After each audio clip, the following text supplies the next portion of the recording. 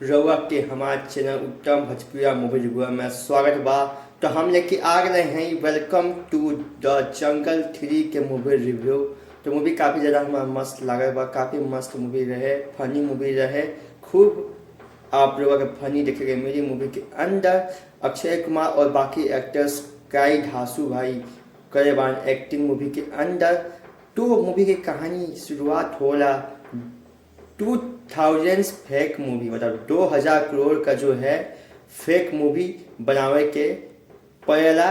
काहे कि एगो मंत्री रहेला जेकरा भाई रेड मार रहलन इनकम टैक्स ऑफिसर, ये थी ओकरा से बचेला जो बा ना उ तरीका निकालेला कि फेक मूवी बनी 2000 करोड़ के। और जो बा ना अक्षय कुमार उ रहला भाई फ्लॉप एक्टर।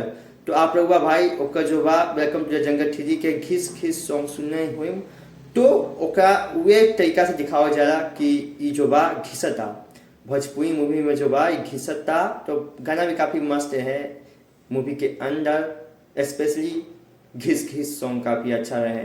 तो बाकी सबकी भी एक्टिंग मस्त है, लेकिन अक्षय कुमार भाई साहब क्या ही मस्त एक्टिंग करे बार मूवी के अंदर। मज़ा ही आ जाए आप लोगों को देख के। और जो भाई ना यहाँ पर दिशा पतानी और उर्वशी भी रही, उर्वशी के छोटा सा रोल रहे बस, लेकिन दिशा पतानी जो भाई ना उनका नाम रहे नादिया, अक्षय कुमार का नाम रहे राजीव मूवी के अंदर। तो आप लोगों को बता देते हैं। और यहाँ पर जॉनी लीवर भी मूवी के अंदर रहे, और यहाँ पर राजपाल यादव भी रहे, और परवेश रावल जी वो भी बहुत ही अच्छा एक्टिंग करे बारन। तो उबान ना वो आयुष्मान खुराना के मूवी में भी रहन, थामा में आप लोग देख लिए आयुष्मान खुराना के जो बा पिता का रोल करे रहन। तो काफ़ी अच्छा वो भी कॉमेडी करे रहन। बस पंकज त्रिपाठी रहते मूवी के अंदर, तो और ज़्यादा मज़ा आ जाए हमारा हिसाब से। लेकिन आप लोग आज जाके थिएटर में देखी, आप लोगों को बहुत ही मज़ा आई। तो जब मूवी बने स्टार्ट होला तो सबकी ट्रेनिंग करे चला, और ट्रेनिंग में भी बहुत ज़्यादा मज़ा आवेला। जो अक्षय कुमार के बाद ना आइकॉनिक एक्शन हेलीकॉप्टर पे उड़ के बंद चलावलन, तो सुनील शेट्टी देखेलन तो उनका अंदर भी एक्साइटमेंट क्यूरियोसिटी आ जाला, और उनको मन करा कि हम हर छपी की तरह कर चाहता नहीं एक्टिंग एक्शन, मतलब एक्शन कर चाहता नहीं। और वो हेलीकॉप्टर पर चढ़ जालन, लेकिन उनका पतलून गिली हो जाएला, और वो कहलन कि ये हमारे से एक्शन ना बनी, हम उतारा जा।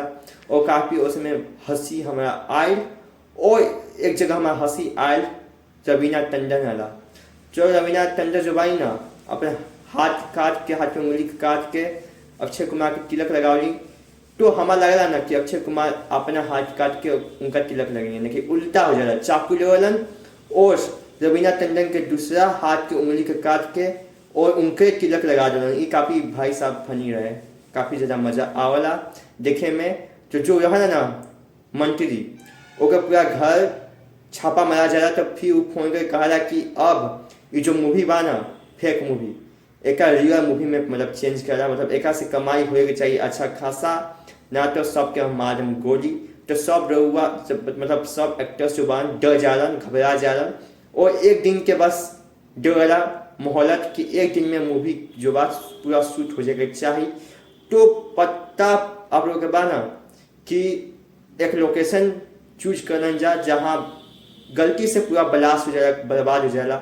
फिर दूसरा लोकेशन में जालन, उन्हें डाकू के साया रहा, खतरनाक डाकू के साया रहा, और जान कि वो भी एक्टर बन, लेकिन आखिर में पता चल जाएगा कि भाई वो तो काफ़ी खतरनाक जो बा डाकू बन, और ऐसी की तैसी कर सकलन। तो सब के रिएक्शन काफ़ी ज़्यादा फनी रहे, आप लोगों का काफ़ी ज़्यादा मज़ा आ जाए थिएटर में देखी।